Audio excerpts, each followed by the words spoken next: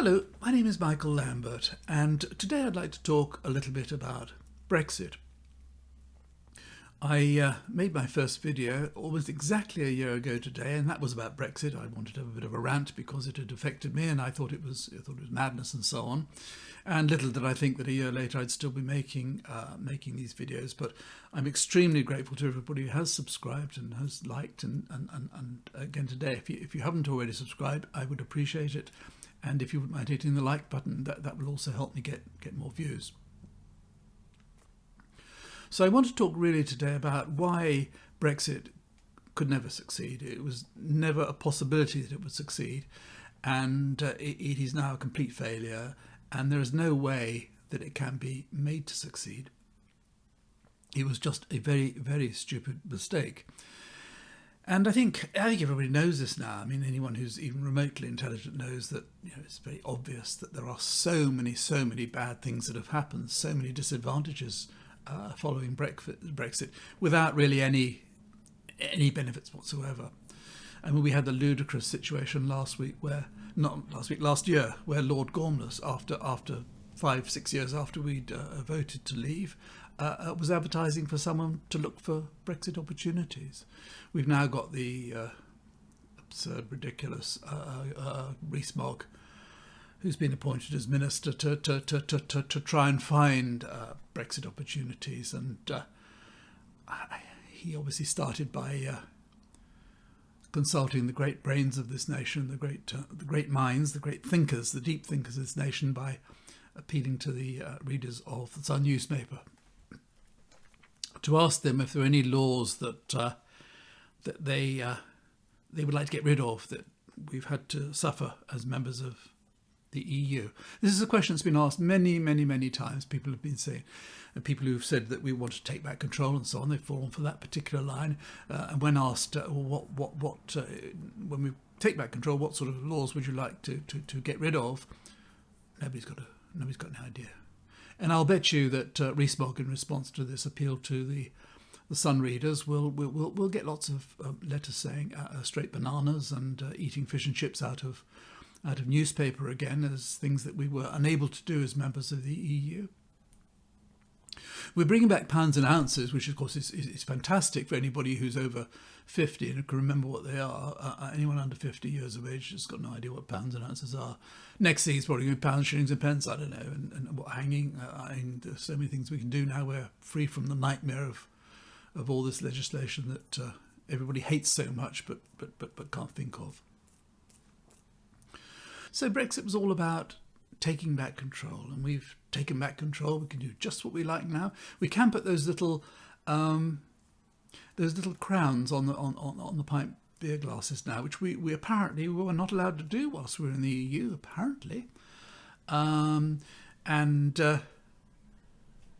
Also we do things like, for example, you know that products have CE marks on them. That means that they've been tested. So if you buy something from China and it's going to be sold anywhere in Europe, it has to have a CE mark, which means that an independent laboratory has to test that product somewhere in China or wherever it's coming from.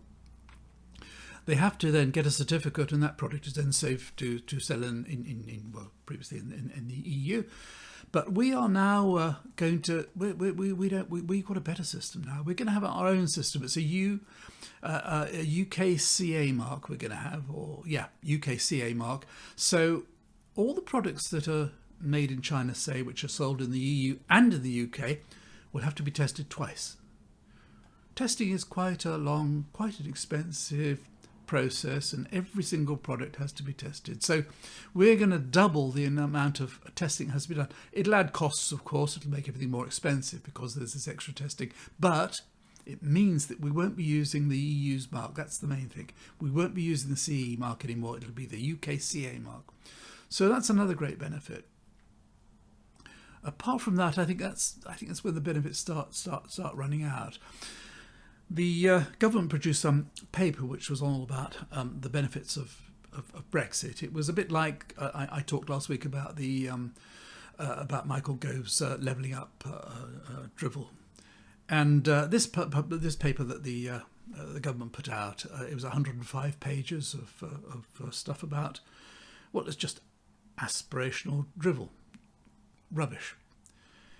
And if you were to read that and to believe it, as a result of Brexit, nothing's happened yet. It's just problems so far. But as a result of Brexit, we're going to be much richer. We're going to have much nicer jobs. We're going to be highly skilled. We're going to be better educated. We're going to have better roads. We're going to have better hospitals. Everything is going to be much, much, much better as a result of leaving the EU. They don't go on to explain exactly how this is going to happen. But everything is going to be fantastic. So let me talk a little bit about trade, because trade is absolutely vital. Trade is what determines how well off we are, how much taxes we raise, how well we're paid, and so on. Trade is absolutely key to everything. Now, one of the great advantages of leaving the EU is the fact that we don't have to do much business with them anymore. We can reduce drastically the amount of business we do with them. In fact, last year our trade with the EU, exports to the EU, were down 12%. That's pretty good. Trade with the rest of the world was down 6%. So we're beginning to reduce trade, and we're doing this really, I suppose, above all by imposing, I suppose, what must be the biggest barriers to trade that have ever been erected anywhere in the world in one go. We are creating literally millions and millions and millions of forms that are going to have to be filled in, are being filled in now, having to be filled in when we're exporting to the EU and importing from the EU. So that's going to have a huge drag on trade, which will further reduce the trade we're doing with the EU, and will, of course, increase costs and increase prices. Absolutely inevitable. And you see all down at Dover all these lorry queues, these long queues going back 15 miles, and you hear that lorry drivers are being kept waiting, 5, 10, 12, 15 hours waiting for paperwork to be completed. There was one lorry driver I saw on the television last week was saying he'd been waiting for 4 days to get his documents. That, of course, is going to add to costs. It's going to make it much more expensive to move lorries around, because lorries and drivers are sitting in car parks and not earning any money. So prices are going to go up, costs are going to go up. It's more difficult, much slower. It's a great barrier to trade that we've invented. I saw Natalie Elphicke, the MP for Kent, being interviewed about this, about the lorry queues, because there hasn't been much in the paper about in the press about the lorry queues until now, but now they're starting to talk about them. And she was being asked about it. Now, Natalie Elphicke is not what you would call a sharpest knife in the drawer. I think if you were to rate MPs on a scale of A, B, C and Dorries, I mean, she's well in the Dorries category, and a real dimwit. And she was saying that the reason that there are all these lorry queues, these delays at Dover, is because of Brussels red tape. Brussels red tape is causing all these queues. Now, you remember one of the reasons we left the EU was to get rid of Brussels red tape. You will have heard it a lot during the campaigns. Get rid of Brussels red tape. Replace it with more red tape than has ever been seen anywhere in the world before in one go. So she said it's all about Brussels red tape, failing to really understand the fact that we are now a third country. The same red tape would apply to China exporting to the EU, or to Argentina exporting to the EU. If you're a third country, you have to go through certain procedures and complete various documents. And they can be quite onerous, they can be quite extensive. We are just beginning now, and we've got much more to come. And also, of course, going back to Dover, we've got the problem that later in the year we're going to have to... everybody passing through Dover is going to have a face scan. So they're going to have to park the vehicles, leave the vehicles, go somewhere, have the scan done. That is going to cause no end. I mean, compared with what's in the congestion at the moment, it's going to be so much worse. But what she also said, this Natalie Elphicke, this genius, she said that one of the great things about Brexit was that it was going to bring 760 new jobs to Dover. 760 new jobs. Now, that is a big Brexit bonus, 760 jobs. The only thing is that these jobs are people filling in forms that they didn't have to fill in before. So she sees it as a bonus that we have to employ 760 people to complete paperwork that wasn't necessary before.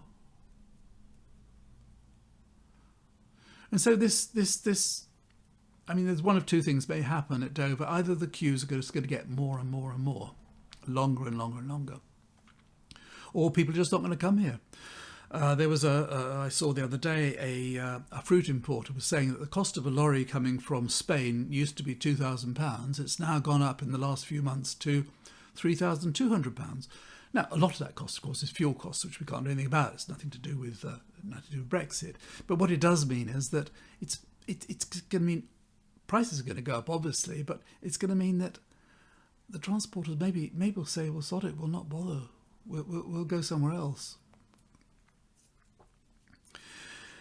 And so what you've got at Dover really is this huge blockage. You know, whereas we've been trading freely all these years, we've suddenly now got this huge barriers in terms of time wasting and paperwork, which benefits us nothing. We gain nothing from this.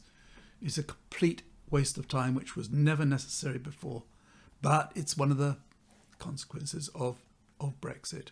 And it can only get worse. And what it is doing, it's reducing the amount of trade we're doing.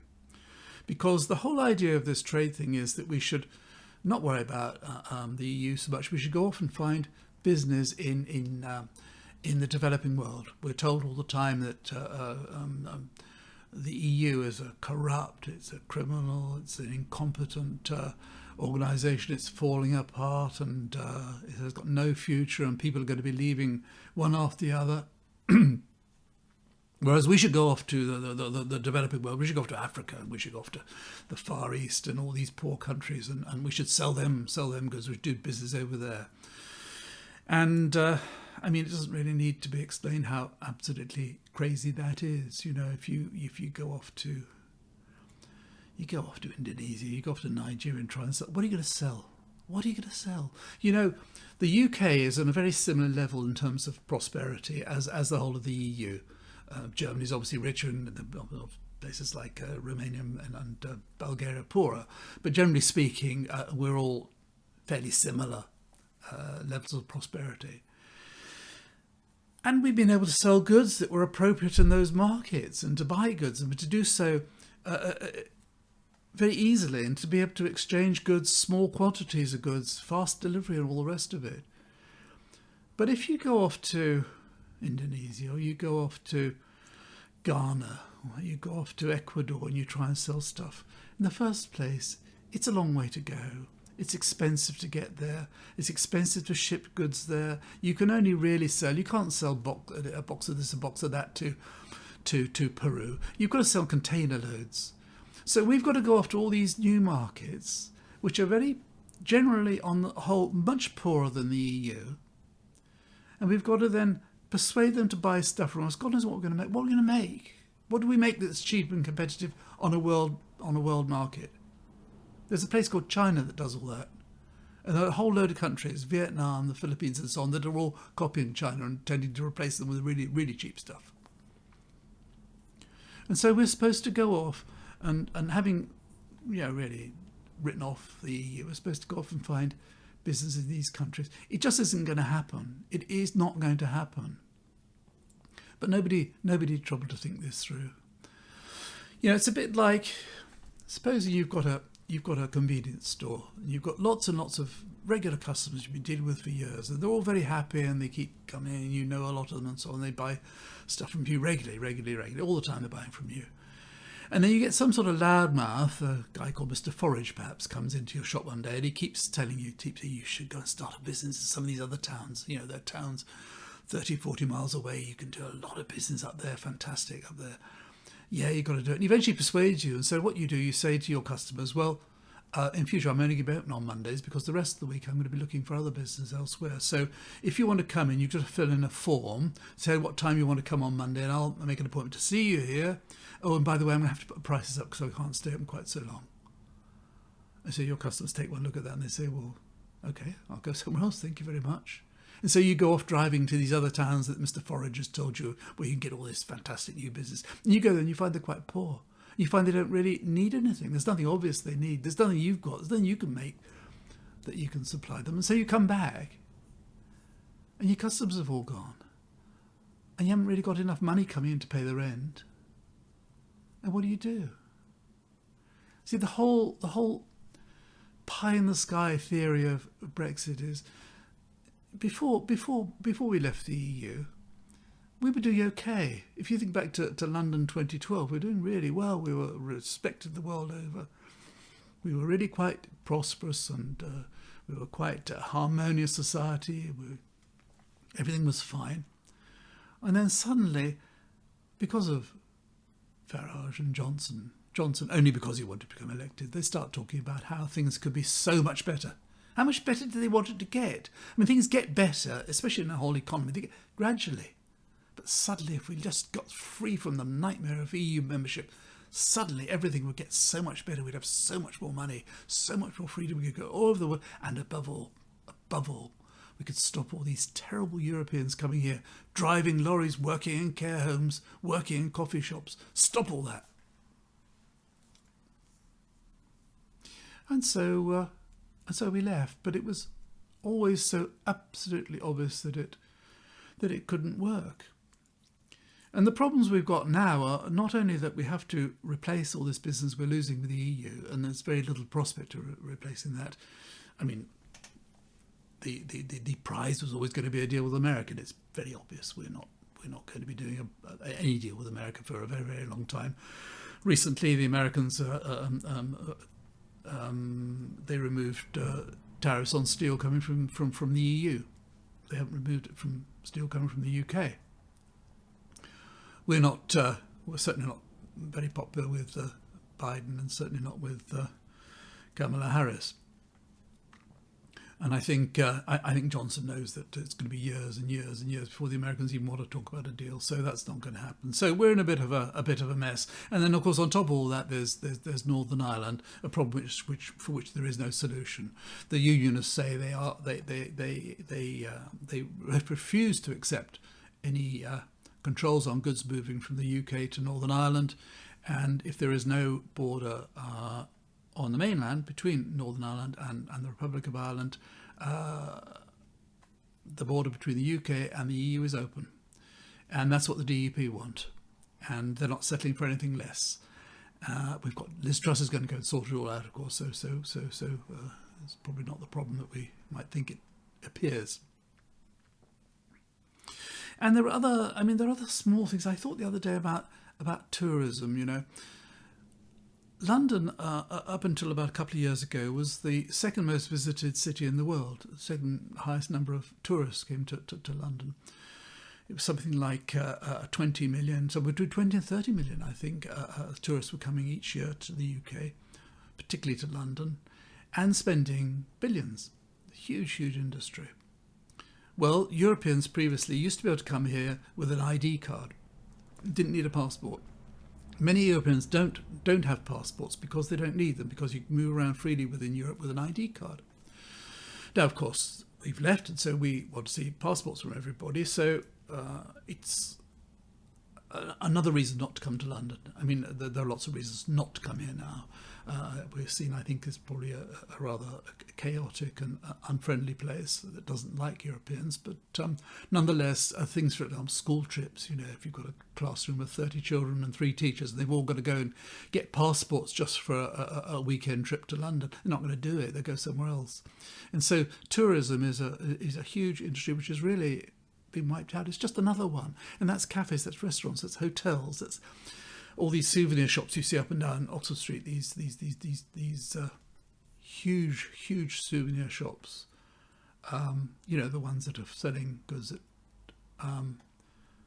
average price of £5, that are owned by people who've come from other countries and who have a single till and are paying £25,000 a week in rent. You know, I mean, they're all absolutely kosher.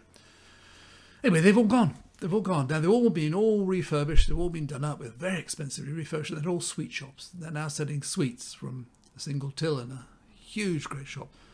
It's all above board. So tourism has been extremely, extremely hard hit and will not recover. And so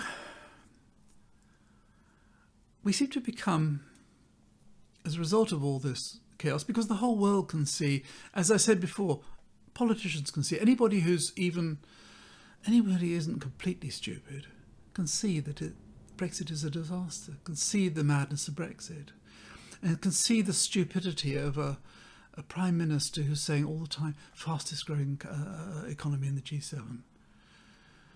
Was the fastest shrinking the year before. Net over the 2 years we've shrunk. Fastest growing economy in the EU. Fastest rollout of the vaccines in the EU. You know, I can say to you, I'm the fastest sprinter in the world. I can say it time and time and time and time again. But if I go in a race, it soon become clear that I'm not. Just saying something, and this is the power of these slogans, because we're now in an age of slogan politics. Everything is about slogans. Levelling up, that's the one you're going to hear all the time. Levelling up, levelling up, levelling up. And people get to believe it eventually. And so we've become a worldwide laughingstock. I mean, we really are a joke. And our power, our influence, our prestige is so diminished by this fiasco that is Brexit, this Brexit which will never, ever succeed. And you saw in Russia over the last couple of weeks, you saw Macron going to Moscow and sitting at that long table with Putin, and then you saw Olaf Scholz going and sitting there. Well, can you imagine in the past it would have been the first person there would have been the British Prime Minister. But obviously they don't want to see Johnson. I mean, he's just a clown. Everyone knows he's a clown. Why would they want to see him? He's too busy driving buses and tanks and sitting in fighter planes and putting on high-vis jackets. That's what he likes doing. He's a clown. So instead we sent would-be shop assistant, speak-your-weight machine, dimwit, Truss, sent her there. What an embarrassment.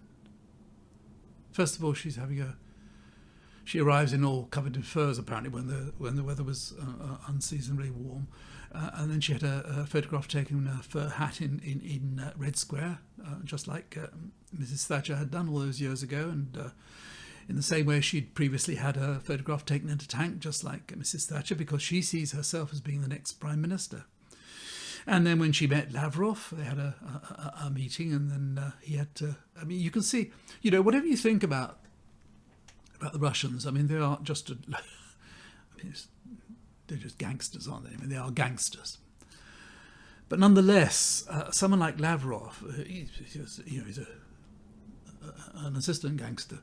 I mean, he's a clever guy. He's clever, really smart, experienced, and so on. And seeing this full Truss walk into the room with a fur hat on, he must have thought, I just don't want to waste my time with this woman. And he made it perfectly clear he didn't want to waste his time with this ridiculous woman. And I mean, at the beginning they were having a discussion across the tables, and he had to tell her to shut up whilst the interpreter was speaking.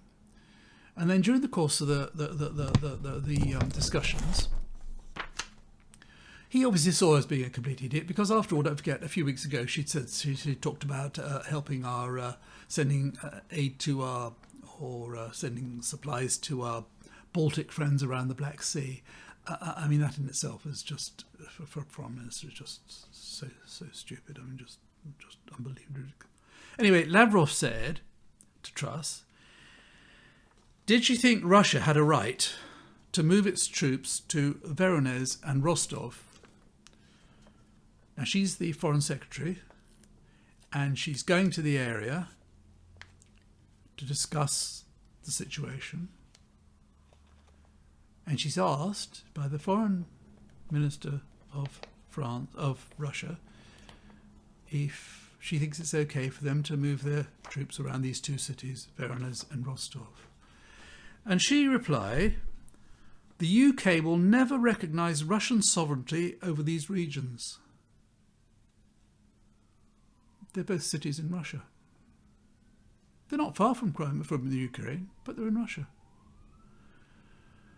And I mean, what can you have but utter contempt, as a Russian foreign minister, utter contempt for this dimwit who's come over from this crazy country with a crazy prime minister.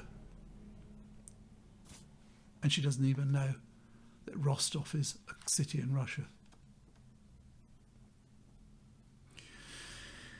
And I mean, his comments afterwards that the British side came completely unprepared and offered nothing but sound bites, which is what it would have been. And all the time she's thinking she's going to be prime minister, and there is a possibility. I mean, lots of people will vote for her. And so that's how bad things have become as a result of Brexit. On every level, it's a disaster, and as many of us always knew it would be, it was just bound to be a disaster because it was just so stupid. It was a relatively prosperous, relatively prosperous, relatively peaceful country, harmonious country, doing reasonably well in the world, suddenly deciding to throw everything away in the hope of somehow or other getting some pie-in-the-sky trade deals somewhere else and being able to stop Europeans coming here without going through without going through our points-based system, which made sure that most of them couldn't come here anyway. But anyway, as I say, there is no way it will ever succeed. There never has been. And I think there is one thing. I will give you a slogan, if you like, and that is Johnson goes, Brexit goes, because once he leaves, the more sensible voices in the world are going to start asserting themselves, and we'll start to try and backtrack this, at least by trying to rejoin the customs union and the single market, although that may not be possible. But at least we'll begin to restore some sort of sanity under somebody else who, although heaven forbid it should be Dim Lizzy, but hopefully we might begin to restore some sort of sanity to this very sad country. Anyway, that's all I'm going to say for today. If you've watched this far, thank you very much indeed. If you wouldn't mind subscribing if you approve of what I say, or hitting the like button, please, I'd really appreciate it. And so until next time, bye for now.